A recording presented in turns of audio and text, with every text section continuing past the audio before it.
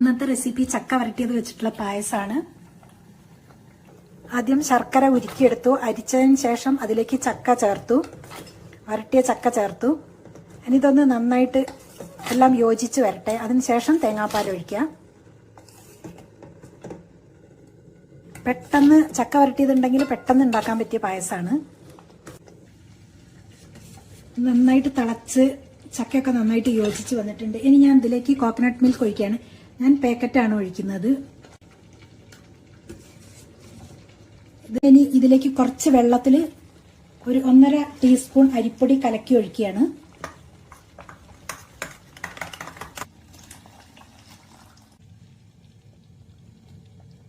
അരിപ്പൊടി കലക്കി ഒഴിച്ചതിന് ശേഷം നന്നായി തിളച്ചിട്ടുണ്ട്. ഇനി ഇത് ഓഫ് ചെയ്യാം. ഇനി ഇതിലേക്ക് നെയ്യിൽ തേങ്ങാക്കൊത്ത്, മുന്തിരി, അണ്ടിപ്പരിപ്പ് വറുത്ത് ചേർക്കാം. നെയ്യൊഴിച്ച് അണ്ടിപ്പരിപ്പ്, മുന്തിരി വറുത്തെടുക്കാം.